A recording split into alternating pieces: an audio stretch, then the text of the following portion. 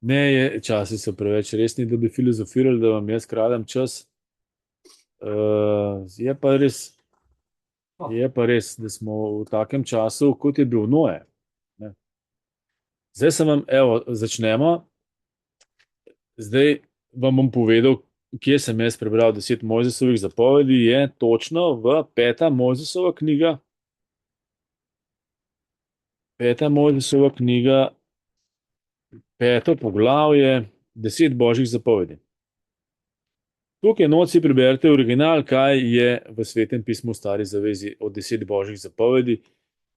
In začne se takole: Jaz sem Gospod, tvoj Bog, ki sem te izpeljal iz egiptovske dežele in hiše sužnosti.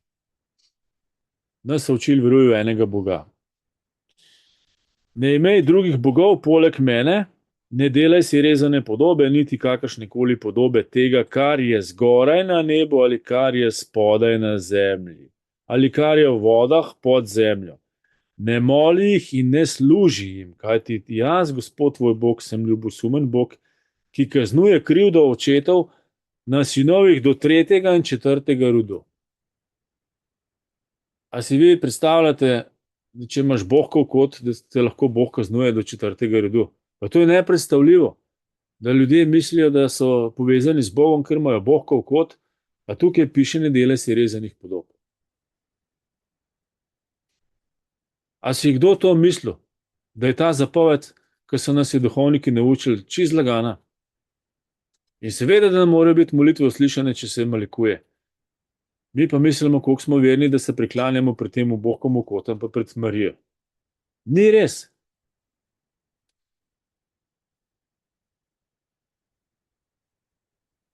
Naprej si boste pa sami za domačo nalogo prebrali. Se pravi, 5. knjiga Mojzesa, Deuteronomi, a to je v bistvu po slovensko je, sploh ne vem, 10 božjih zapovedi.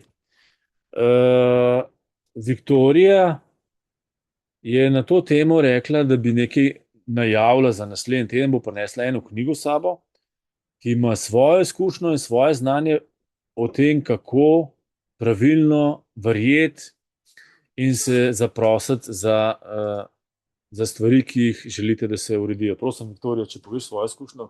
Jaz sem zdaj malo natančno poslušala našega Egidija.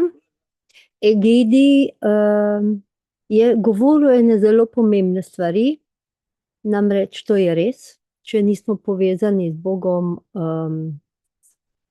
ni več upanja.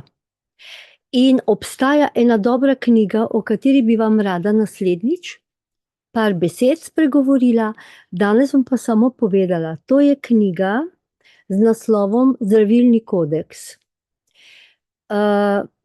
Opisuje lastne izkušnje dveh zdravnikov in seveda še več, ampak ta dva sta pomembna, ker sta tudi avtorja in sta skozi svojo bolezen, hude bolezni, v povezavi z Bogom, razvila ta zdravilni kodeks.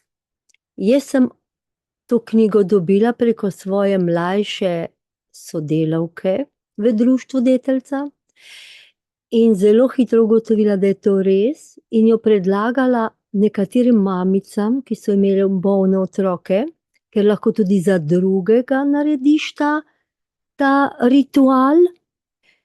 In ne boste verjeli, sami otroci so prosili mame, naj to še naredijo kakšen večer. Tako da bom vam naslednjič prinesla knjigo pokazati, naslov je Zdravilni kodeks, jo pa prevod je bil narejen na učilih, založba Učila, in tudi samo oni jo prodajajo, tako da jo lahko preko spleta naročite. Nisem njihov agent, ne, jaz sem agent Boga, da vam povem, kaj je dobro. Verjetno je tako nekaj takega. Tako da naslednjič bom z veseljem to vam predstavila.